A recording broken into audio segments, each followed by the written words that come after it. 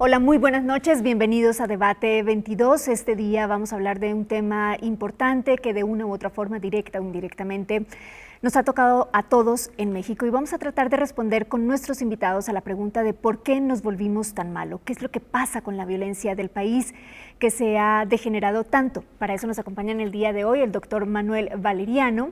Él es doctor en Teología Moral y profesor en la Universidad Lumen Gentium. Doctor Valeriano, muchas gracias por estar aquí.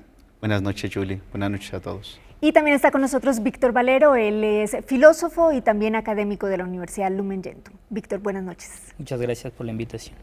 Bueno, lo primero sería este planteamiento que hacíamos al inicio del programa y es la violencia en el país, estamos claros que ha aumentado y se ha explicado de distintas maneras y desde distintas disciplinas las razones de por qué han aumentado y las razones son múltiples.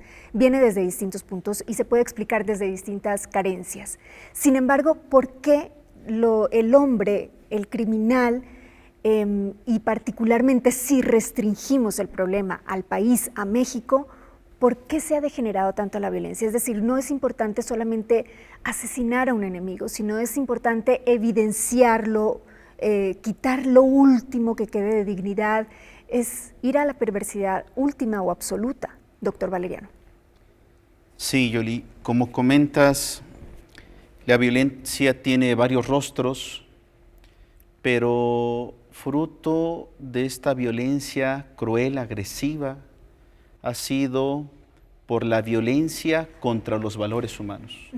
A esta violencia que palpamos todos los días, que es algo ordinario, que es algo cotidiano, le antecede una violencia imperceptible quizá, pero al mismo tiempo cruel como es la violencia contra los valores humanos.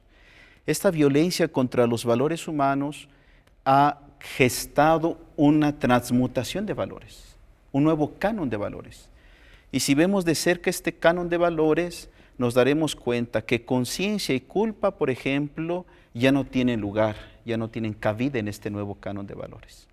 La moral se piensa o se descubre como aquella instancia que libera al hombre de la culpa, pero esa liberación, siendo honestos, tiene un coste muy barato. Tendríamos que ayudarle al hombre de hoy a darse cuenta que toda acción tiene una consecuencia. Y por otro lado, el tema de la conciencia o la formación de conciencia. En la cultura griega antigua, que era una cultura homogénea, lo que un padre de familia enseñaba a sus hijos en el ámbito de los valores, encontraba eco en las escuelas, en el ágora, en la plaza y en los distintos escenarios donde se desenvolvía. Pero ahora, ¿cómo poder formar la conciencia cuando un niño escucha una cosa en casa, otra cosa en la escuela, otra cosa en el televisor, otra cosa en los distintos escenarios de la vida? Y sin embargo, habría que apostar como sociedad justamente a rescatar estos dos conceptos, culpa y conciencia. Víctor, ¿cuál sería la explicación? Porque hablábamos también hace un momento antes de entrar al aire, me mencionabas justamente esta ausencia o disminución de conciencia. Pero ¿a qué se debería eso? ¿Por qué nos está pasando lo que nos está pasando? Bien, un primer punto sería que la naturaleza humana en sí misma es buena. El sujeto no nace siendo malo, sino es la misma formación de su persona la que lo va deteriorando. Son diversos los factores que podríamos enumerar para esta formación de la persona y dentro de ella la conciencia. Uno de los puntos que yo creo que nos puede ayudar a clarificar esto es un poco la cultura en la que nos vamos sumergiendo actualmente. Es muy común ver en nuestras televisiones, en nuestras series, nuestros mismos textos, esta visión que se tiene del narcotraficante. El narcotraficante en estos momentos ha sido la figura de un héroe, aquel que tiene ganancias, que tiene mucho dinero. Pareciera que es una vida de placer y que todo mundo quiere llegar a ella. El adolescente, cuando tiene esta idea o esta necesidad de pertenencia a un grupo, quiere precisamente buscar una identidad y encuentra esta búsqueda de identidad o encuentra en dónde poderla descansar en una figura que él ve como un héroe y en este caso viene siendo la figura que los mismos medios de comunicación, sea de manera directa o indirecta, nos van poniendo, ¿no?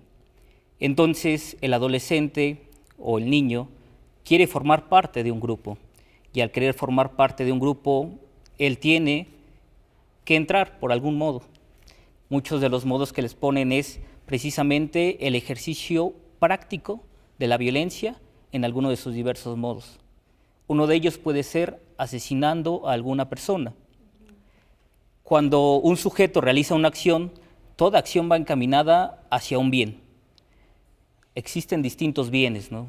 Bienes que ayudan a la persona a edificarse y bienes que atacan a la misma persona. Cuando el sujeto identifica que hay un bien que ataca a la misma persona, muchas veces queremos evitarla.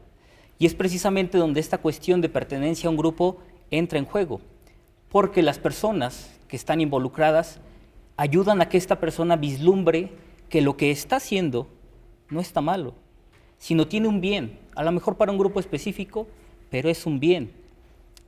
Lo que hay de fondo de esto es la formación de conciencia que se va teniendo. La conciencia sí nos lleva a hacer un juicio, pero la conciencia se va formando. Entonces lo que podemos ver actualmente es una deformación de la conciencia tan grave que lleva a que la persona, básicamente, como lo decía el doctor Valeriano, se olvide de dos conceptos que son clave: la culpa y esta misma conciencia que se tiene que formar. Quisiera preguntarles si estos dos conceptos son conceptos filosóficos, la conciencia y la culpa, o son conceptos religiosos. No, ¿Y cómo pueden funcionar si son religiosos para una persona que deba ser buena, pero que no necesariamente quiere ser religiosa? Sí, yo diría que conciencia, culpa, sobre todo conciencia, es un concepto antropológico.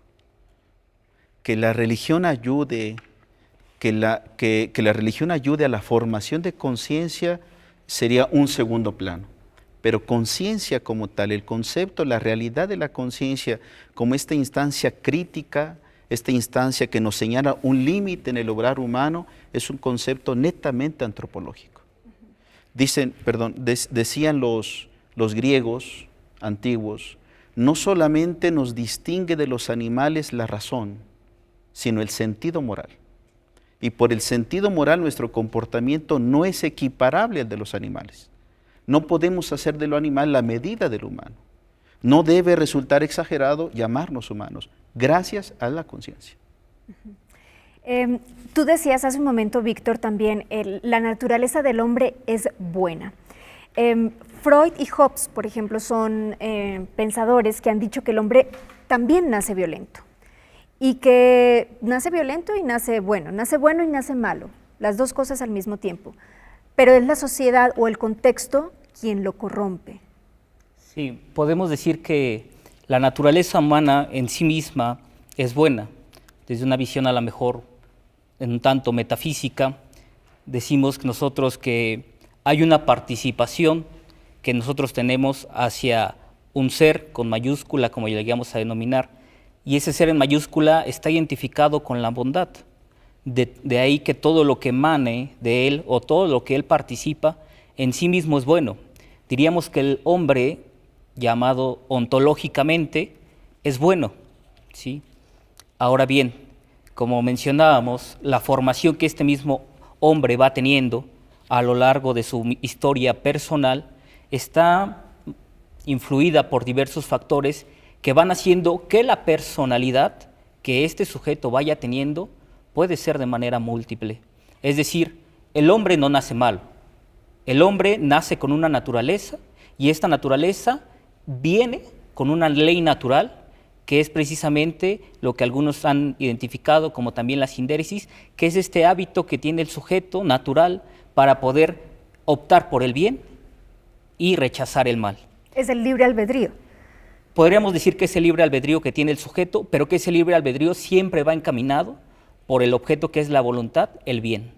Muy bien, vamos a ir a una pausa. Cuando volvamos vamos a continuar platicando sobre esto y sobre lo que decía el doctor Valeriano de la moralidad en el ser humano, porque también a veces parece, o conforme va pasando el tiempo, parece que quienes tienen la bondad en su esencia como seres, no somos muchas veces los seres humanos. Ya volvemos.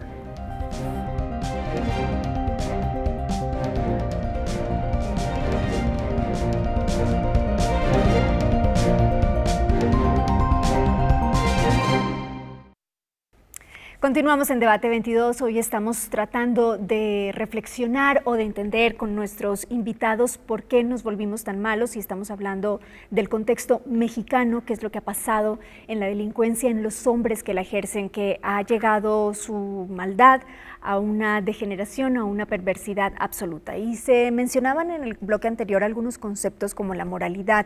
Pareciera también que la explicación de la maldad en el hombre y en los delincuentes que la ejercen actualmente en el país se reduce a dos causas, digamos, a una tremenda necesidad, lo cual la causa sería una explicación racional, o también a personas, a un esencialismo moral, es decir, gente que es intrínsecamente mala. ¿En cuál podemos encontrar mayores explicaciones a lo que está pasando en México? Sí, yo no diría que hay gente intrínsecamente mala. Que la barbarie no es el camino a la humanización tendría que quedarnos claro a todos. Sin embargo, cuando en lugar de que el hombre sea capaz de mirar hacia sí mismo, cuando el hombre pueda ser capaz de autosuperarse más que de autoaceptarse, en lugar de eso, cuando el hombre coloca la envidia, la codicia, la avaricia, la barbarie se vuelve un método. ¿Qué quiero decir?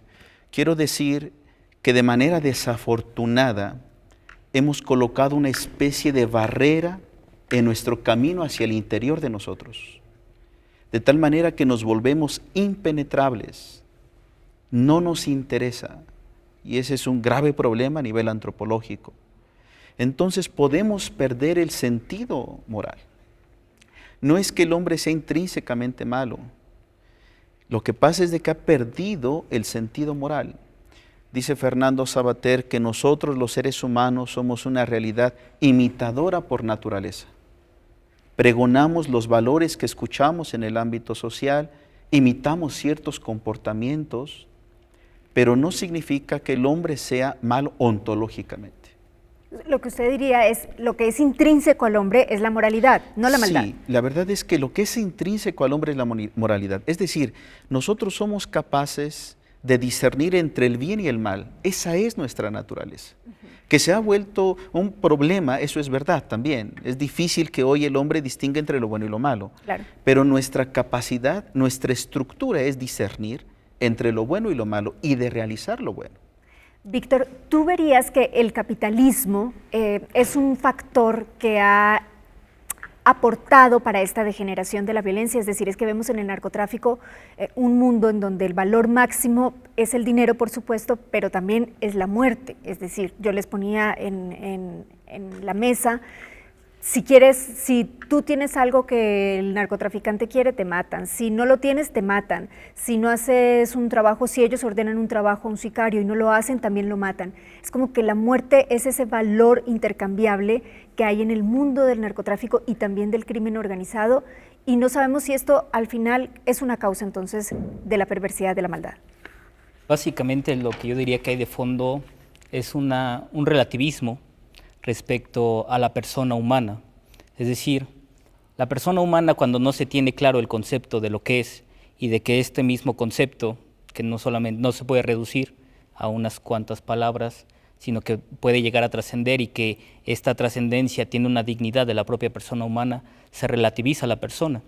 Precisamente lo que tú dices sería reducir a la persona a un utilitarismo. Es decir, la persona sirve, es digna, tiene una utilización, mientras sea un medio, como puedes decir, de intercambio para yo obtener un bien. Diríamos que ese es básicamente lo que vivimos, es una reducción de la persona a un utilitarismo en donde se intercambia, ya sea por dinero, por alguna mercancía, o simplemente como un medio para ahuyentar a otros sujetos de que les puede pasar lo mismo que a esta persona. Ahora, si habláramos de un mal menor, por ejemplo, también nos hemos preguntado muchas veces, y creo que la discusión ha estado entre nosotros, digamos, como sociedad, cada vez que ocurre un asalto o vemos que alguien está en problemas, con mayor frecuencia procuramos no intervenir. porque tememos no solamente por la vida, sino digamos, porque creemos que se va a provocar un mal mayor. Entonces, optamos por el mal menor, que es el que no me toque a mí. ¿Ustedes verían esto parte, digamos, de esa degeneración del mal? Es decir, ¿moralmente nos corresponde actuar e intervenir? Sí. Mira, hasta hace algunas décadas el hombre estaba dispuesto a sufrir una injusticia antes que cometerla. Era como un principio, ¿no? Pero ahora parece que el hombre prefiere cometer una injusticia antes que padecerla. Porque de manera desafortunada, como hemos señalado, esta pérdida del sentido moral nos ha hecho no interesarnos por el otro. Y entonces, claro, cerramos nuestras puertas, ¿no? Vamos cerrando poco a poco, no solamente la puerta física, sino cerramos la puerta en el ámbito mental, en el ámbito de la escucha, en el ámbito de la capacidad de amar, de ser generosos. Vamos cerrando nuestras puertas por esta desconfianza. Debemos ser claros, la violencia no es mala porque alguien lo dijo. La violencia es mala porque le hace mal al hombre, porque lastima al hombre, porque fragmenta una sociedad. Ahora, digamos, si buscamos un poco más en la filosofía, era Sócrates, digamos, ustedes como filósofos lo deben tener mucho más claro, era Sócrates el que decía es mejor padecer una injusticia que cometerla frente a otro contemporáneo de su época que decía, no, el poder consiste en ejercer alguna injusticia y no que esa injusticia llegue a primera persona. Desde entonces se tiene ese concepto, verdad. pero en este momento en la vida actual es muy difícil eso, porque siempre estás nadando contra corriente. Sí. Y además padecer injusticias. Sí, decía el periodista Sergio González, que él tocaba mucho estos temas de violencia, que toda libertad implica una responsabilidad. Es decir, si el hombre quiere obtener esta libertad, por llamarlo de algún modo social, que él pueda andar con tranquilidad por las calles sin temer que sea asaltado o sin temer que sea secuestrado, implica también una responsabilidad, es decir, una respuesta, una denuncia ante estos actos que él mismo ve que van en contra de la verdad y la identidad de la persona humana. Creo que este periodista es un claro ejemplo, ¿no? Leía un poquito de él y él fue secuestrado precisamente y torturado por investigar algunos de los ataques violentos hacia mujeres. Y después de que fue liberado, siguió investigando, siguió analizando y siguió precisamente haciendo una crítica de esta violencia que estamos viviendo. Yo creo que sería un ejemplo claro, ¿no? Toda libertad implica una responsabilidad. Si el hombre quiere vivir de manera libre, o mínimo que fruto de la acción que él haga sea la libertad para las siguientes generaciones, implica también una responsabilidad que básicamente yo digo que también sería un acto de la conciencia. Dicen que la conciencia también incita o liga, precisamente hace un juicio a movernos a hacer algo, ¿no? Si el hombre no hiciera tal acción sabiendo que esa es injusta, cometería una falta de omisión, es decir, omitiría un bien que puede realizar. Vamos a una pausa y volvemos.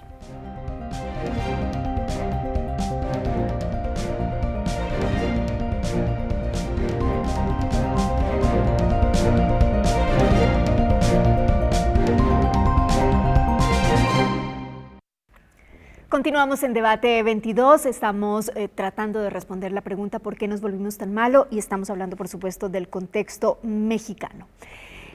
Doctor Valeriano, ¿cuál es el papel de las instituciones que juegan, digamos, vemos usted es padre, es un sacerdote, vemos también una crisis de las religiones en este momento, que es un tema que ya tocamos acá en el programa, y hay también otras instituciones, además de la Iglesia, ¿no? que estarían pendientes de vigilar esa maldad del hombre. De hecho, antes no existía una ONU, ahora existe una ONU, y sin embargo esa maldad pareciera que busca salir, aunque fueran núcleos muy cercanos del hombre, muy privados, y a veces se extienden mucho más allá. Hay instituciones como las educativas, las religiosas, está la iglesia, pero también está la política, están las vecinales, están las instituciones como la familia, pero también aquellas formas de vida en donde la libertad es mucho más importante y la individualidad también, y se puede vivir bien y sin aplicar maldad. Claro. Yo diría que la solución o un camino de solución al problema de la violencia en México no tiene que ser solamente un factor externo, o al menos no simplemente eso. Porque lo que cuenta no es la lucha contra las instituciones, sino la lucha, el esfuerzo por establecer instituciones justas. Es decir, una lucha a favor del derecho, una lucha a favor de la justicia. Con base en esta lógica, podemos establecer una especie de resistencia cuando se falsifican las instituciones. Es decir, cuando se pisotea el derecho, cuando se manipula el derecho, el deber de la sociedad de la resistencia a ello. Claro, esta especie de resistencia tiene que ser en un marco racional, tiene que estar vinculado a unas normas, tiene que establecerse o justificarse mediante objetivos concretos. Y es distinto de la ideología de violencia, porque la ideología de violencia piensa que no le tiene que rendir cuentas a nadie. Entonces, el papel de la institución es utilizar la justicia como criterio de acción política. ¿Por qué? Porque la violencia no cicatriza las dolorosas situaciones de una sociedad. Lo que cicatriza las dolorosas situaciones de una sociedad es la justicia. Y aquí valdría la pregunta, ¿la justicia según quién la imparte, quién determina qué es lo justo, qué no lo es? Porque muchas veces he visto también esas discusiones y esos cuestionamientos respecto a algo tan importante y tan fundamental como tendría que serlo para el ser humano. Sí, en este caso es un papel del Estado, ¿no? El Estado está para salvaguardar el bien común. Toda acción que atente contra el bien común tiene que ser penalizada, castigada. Toda acción que promueve el bien común tiene que ser tutelada, tiene que ser cuidada. Le compete sin duda al Estado. Un Estado de derecho, de la cual hoy se habla de manera ordinaria, tiene que ser un Estado que crea instituciones que se hagan justicia. No que se pisotee la justicia. Y el bien común no es la suma de los bienes, sino las condiciones que posibilitan que cada individuo alcance su desarrollo integral. Por eso tendríamos que señalar en este ámbito cómo la familia es un bien común. El Estado tiene que tutelar a la familia porque es un espacio que permite a todo ser humano alcanzar su desarrollo. Víctor. Bien, yo creo que el papel de las instituciones es múltiple, es dual, sería anunciar y denunciar. Anunciar la dignidad de la persona humana, el valor que ésta tiene, y también denunciar cuando se pisotee la dignidad humana o se vaya en contra de la verdad. Ese sería el papel de las instituciones. Ahora bien, una obligación que tiene el Estado para con la persona y para con toda la sociedad precisamente es asegurar la paz, es decir, asegurar que no hay violencia, que uno puede andar tranquilo. Y esto yo creo que una de las bases desde lo que se puede ir construyendo es precisamente la apuesta por la educación, por una reflexión profunda sobre lo que es la persona, sobre qué se está promoviendo como persona y verla a la persona de una manera integral, con dignidad, con todos los valores que esto conlleva y todo lo que implicaría para su realización en una sociedad de manera específica para que pueda llegar a su fin. Pero tendría que preguntarles a los dos, después de lo que nos han dicho, ¿cuál es entonces la autocrítica que se hacen, que podría, no la autocrítica, la crítica que podemos hacer a estas instituciones, porque no terminan de funcionar? Y también una necesidad de poder, también, digamos, estas propias instituciones han generado sus propios mecanismos de perversidad que no las hacen útiles en todos los tiempos. Entonces también hablemos como de esa crítica a esas instituciones. Sí. ¿Qué falta, en qué han fallado y qué falta? Es verdad porque la institución no es un ente independiente del obrar humano. Yo quiero recalcar esta idea que no solamente se debe al factor externo. El problema de la corrupción, por ejemplo, en México, si somos honestos, no es un problema de instituciones. No basta que cambie el gobierno, no basta que cambie la institución. De manera desafortunada, el problema de la corrupción en México es un problema de conciencia. ha permeado nuestros pueblos, ha permeado nuestra sociedad.